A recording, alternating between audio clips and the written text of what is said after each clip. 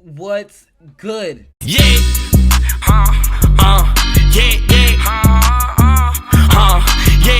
yeah, yeah.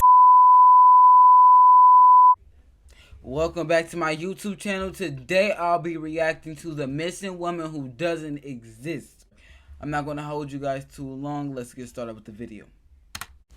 1989, an NBC-owned Chicago television station called WMAQ were airing their regularly scheduled programming. At the end of the night, they showed viewers what they almost always broadcasted: a series of public service announcements talking about things like drug use, public projects that were in the works, and events that were coming up. At I the wonder very what end of happened these to this type of PSAs, television. they showed viewers the poster of a person who recently went missing. Again, this was a typical thing to do, but on this night, the missing person section of the programming had a different feel to it. See it for yourself.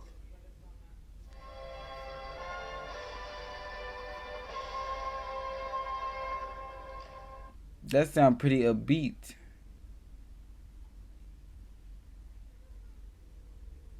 This picture eerily broadcasted until the next morning, and years later, it's still disturbing and confusing to the people who have seen it.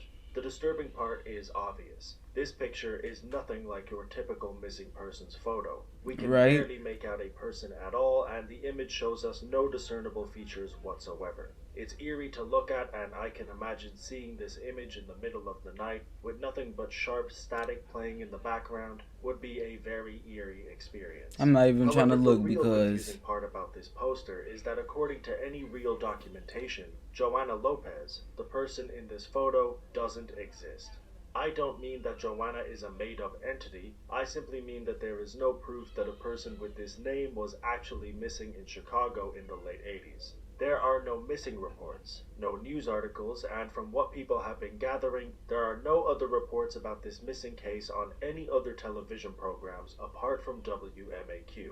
Essentially, this is the only known report of Joanna's disappearance. this is creepy. He zoomed in on the face and everything. Like, oh my god. Because of a video made by Blame It on George, where he talked about this picture. As well as this, there have been a couple of different subreddits that have been exploring the details of this case, and they've actually pieced together a few details that give us some more context about who Joanna could be. So let's look at what people have found so far and see if we can find any answers at all. Firstly, let's look at the actual poster. All we have is a name, a number, and a photograph that shows us a person who isn't recognizable in the slightest. The first important piece of info is the number. A user over on Reddit found the listing to this number, and it leads us to the youth division of the Chicago Police Department. This is actually an important detail because it tells us that Joanna was almost definitely under the age of 18 when this poster was aired. Another piece of information that supports that theory is the YouTube channel that posted the original video. It's called the Museum of Classic Chicago Television, and it's the page that archived this report. In the description of the video, they explain what the PSAs are, and right at the end they briefly describe the photo as Missing Child Alert Slide, Joanna Lopez. So Joanna was, by the channel's standards, a child, but her specific age wasn't actually given. As you can easily tell, no other information about Joanna was given, and this is not common.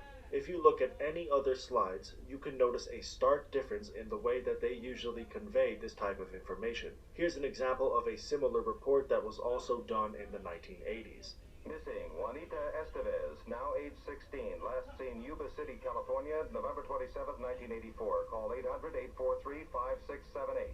As you can see, they normally show the missing person's height, their age, where they were last seen, and most importantly, a clear image of the actual person. This slide shows us none of that, and if it wasn't for the listing and the video's description, we wouldn't be able to tell if Joanna was an adult or a minor. So now that we've established that Joanna is underage, we can take a look at the picture in closer detail. At first glance, it's not a lot of help, but another user on Reddit enhanced the photo and attempted to add some color to it. This was the result, and although it's not a very clear image, it does give us a couple of details like the fact that Joanna is wearing glasses, and the fact that this person is probably a teenager. If Joanna was a teenager, then it supports a theory that is quite popular. This theory suggests that Joanna was a young woman who either came from a troubled family or a care home, and that she ran away from whatever house she was staying in. If this was a regular occurrence, then it would make sense that a missing report was not filed, and if she was found quickly, then it would also make sense that this story came and went.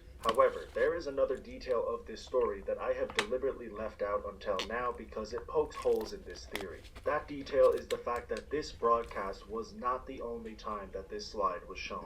Like I've said before, this is the only known station to ever share this poster, but they did actually share it on 2 occasions. Once in 1989 and one final time in 1991, 2 years later.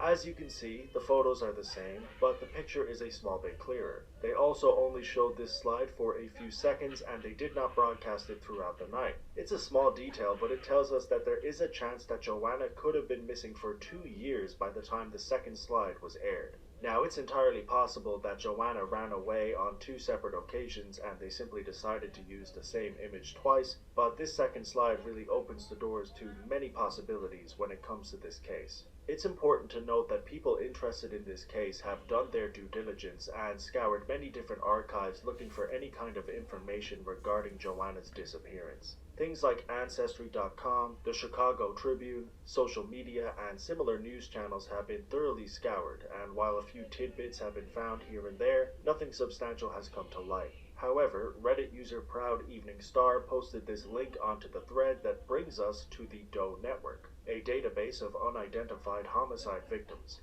This particular page shows us a young woman who was killed in Chicago in May of 1994. She was 5'11", weighed 120 pounds, and was found in an alleyway behind South Champlain Avenue.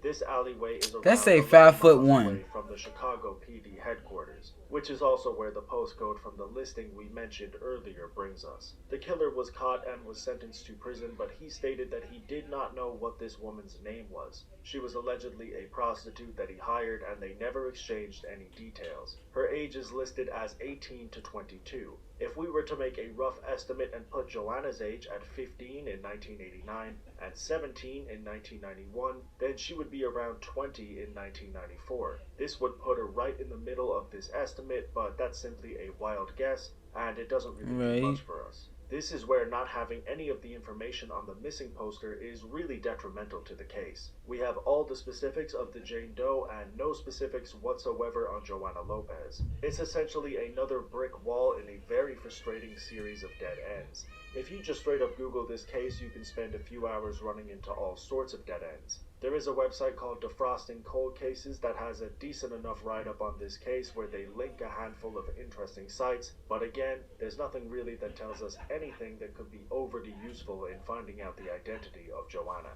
Let's wrap this up by delving into the most popular theory surrounding this case. It goes as follows. Joanna Lopez was a teenage girl aged 13 to 15 in 1989 who, like we said earlier, came from a troubled home or a foster home. She was most likely a frequent flyer, meaning she ran away from her home consistently. She did this in 1989, and a poorly made missing poster was created. An overexposed photocopy of this poster was made and sent to the local television network. They aired it for the night. She was either found relatively quickly, which is the reason no missing persons report was ever created, or if a report was made, it was protected because she was a minor. The same incident happened again 2 years later in 1991, and they simply sent the same poster to the network, or they simply reused the one that they already had. This theory simply stated that Joanna had a hard upbringing, she ran away a lot, and that's why there's no documentation on her. That's actually the most optimistic theory because it would suggest that she was found and could still be alive today. I suppose the most fortunate thing about having such little information is that there also isn't an obituary report that correlates with this case. All in all, this theory is much more positive than the alternative. One last thing I want to say is that this is the internet, believe it or not, and 1989 was not 100 years ago. So if you're watching this video now and you happen to live in Chicago in the late 80s or the early 90s, and you knew a Joanna who wore glasses, ask them about this picture. Even if their name isn't Joanna, just ask around your old friends, see if we can get any answers. That would be great. You should probably give them some context first, because if you just send them this picture with no explanation, they will probably block you.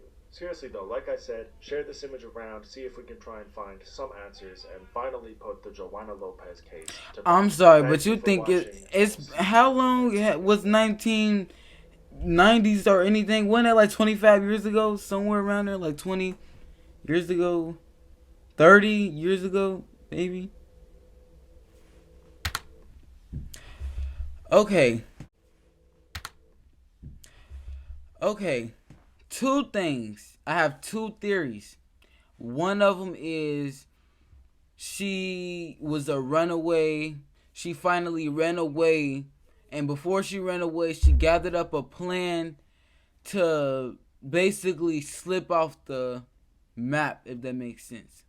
Like, you know how people get new identities and stuff like that? I feel like she did that. That could be one of them.